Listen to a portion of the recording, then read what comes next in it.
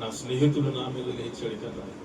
ప్రియ దేవుని సంగమం, మనం పోరాడుతున్నది శరీరులతో కాదు, మనే అపవాదే వాటన్నిటిని ప్రేరేపించి సమస్తము జరిగించేవాడు. అందుకని అక్కడ మనం చూస్తే ఏంటి, శరీరులతో కాదు కానీ ప్రధానులతోనూ అధికారులతోనూ ప్రస్తుత అంధకార సంబంధులకు నాథునితోనూ. ఈ లోకనాథుడు ఎవరండి? అపవాది. యేసు ప్రభువాన్ని ఏంటి ఆ 40 దినాలు ఉపవాసం నుండి ఇలా వస్తున్న సమయంలో ఒక కొండ శిఖరమున తీసుకుని వెళ్ళి ఈ రాజ్యములన్నీ నావే, ఎవరికి కావాలా అంటూ. దేవుని సంగతి, అపవాదికి ఉన్న అధికారము, ఈ లోకములో ఉన్న అధికారము వాడికి కలిగి ఉన్నాడు. ఈ అధికారం నుండి కూడా దేవుడు తన శిలువ మరణము ద్వారా అధికారాన్ని కూడా దేవుడు తీసివేశాడు. హల్లెలూయా. దేవుని సంగమం జ్ఞాపకం చేసుకుందాం.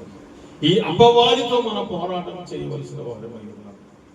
ఈ పోరాటము మనిషి యొక్క పోరాటము. మనము అపవాది శక్తులతో పోరాటం చేయవలసిన. హల్లెలూయా, హల్లెలూయా. దేవుని సంగమం జ్ఞాపకం చేసుకుందాం. ఈ అపవాది అనేకమైన ఇబ్బందులను శారీరకముగా మనకి కలిగిస్తూ ఉంటాడు. ఏంటి, ఆ శారీరకమైన మన అవసరతల మీద కొడుతూ ఉంటాడు, మన ఆత్మీయ స్థితి మీద కొడుతూ ఉంటాడు. వీటన్నిటిని కూడా మనం ఎదిరించుకొని ముందుకు సాగేవారిగా మనం ఉండాలి. అందుకని అక్కడ మనం చూస్తే, కింద చూస్తే చదువున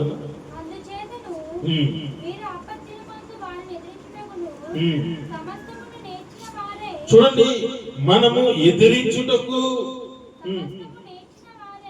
నెరవేర్చిన వారై, ఎదిరించడానికి నిలవబడడానికి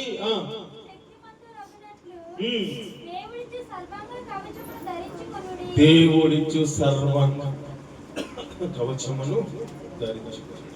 హల్లెలూయా. ఇప్పుడు మనం వాటిని పోరాడాలంటే మనం వాటిని ఎదిరించాలి, నిలబడాలి, శక్తిని పొందుకోవాలి. ఇది పొందుకోవాలంటే ప్రియ దేవుని సంగమం అంటున్నాడు కదా, సర్వాంగ కవచమును ధరించుకొనుడి. హల్లెలూయా, హల్లెలూయా. ప్రియ దేవుని సంగమా, ఈరోజు అందుకని దేవుడిచ్చు ఆ కంచెను మానవుడే తీసివేస్తుంది. మానవుడే తీసివేస్తుంది. ఆ కంచె తీసే అధికారం ఎవరెవరికి ఉంది? చాలా మంది చెప్తారు. ఎవరెవరికి ఉంది? ఇద్దరికి ఉంది. ఒకటి ఎవరికి ఉంది? మనకి, దుష్టునికి లేదు, దేవునికి. హల్లెలూయా. ఇద్దరికి అధికారం ఉంది. తెలుసండి, మనకి కంచె వేస్తారు. మన ఇంటి చుట్టూ మన చుట్టూ ఒక ప్రొటెక్షన్ వేసారు అనుకోండి, అది కంచె. దాన్ని తీసివేయాలంటే అధికారం అవ్వకుండా తెలుసు. ఒకటి మనకు ఉంది, రెండోది దేవుని. అపవాదికి అతి లేదు. ఎందుకంటే అది ఎవరిచ్చిన కంచె? దేవుడిచ్చు సర్వాంగ కవచమును ధరించుకొనుడి. హల్లెలూయా. దేవుడే ఇస్తున్నాడు. అందుకనే యోబు దగ్గర కూడా అపవాది వెళ్ళి యోబుని డైరెక్ట్ అటాక్ చేశాడంటే, యోబుని ఏమైనా చేశాడంటే ముందు ఎవరి దగ్గరికి వెళ్ళాడు? దేవుని దగ్గరికి వెళ్ళాడు, పర్మిషన్ తీసుకున్నాడు.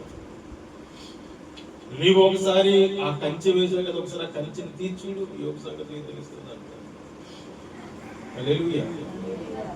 యోబు ఆ కంచెను కట్టుకొని చాలా చక్కగా తన భక్తి జీవితంలో కానీ, తన ప్రార్థన జీవితంలో కానీ, తన కుటుంబ విషయాల్లో కానీ చాలా జాగ్రత్తగా దేవుడికి చెల్లించవలసిన బలులు చెల్లిస్తూ యథార్థమైన జీవితాన్ని జీవిస్తూ ఉన్న యోబు అపవాది ఏమి చేయలేకపోతున్నాడు. ఎందుకో తెలుసా? కంచె అంతా ప్రతిష్టంగా ఉంది. అందుకని వెళ్ళి దేవుడితో డిబేట్ చేస్తుంది.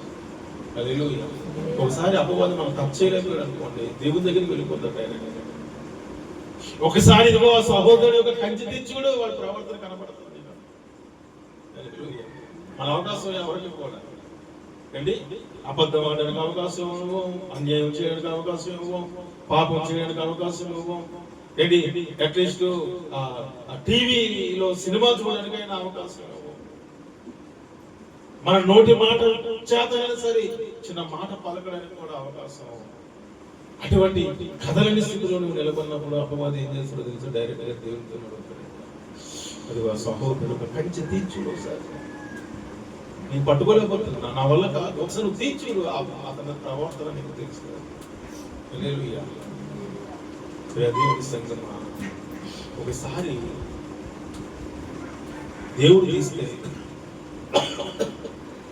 దేవుడి కంచె ఓపెన్ చేస్తే తీయండి. అసలు యాక్చువల్గా దేవుడి కంచె తీయండి. యోబుకు తీశాడు కానీ సాధారణంగా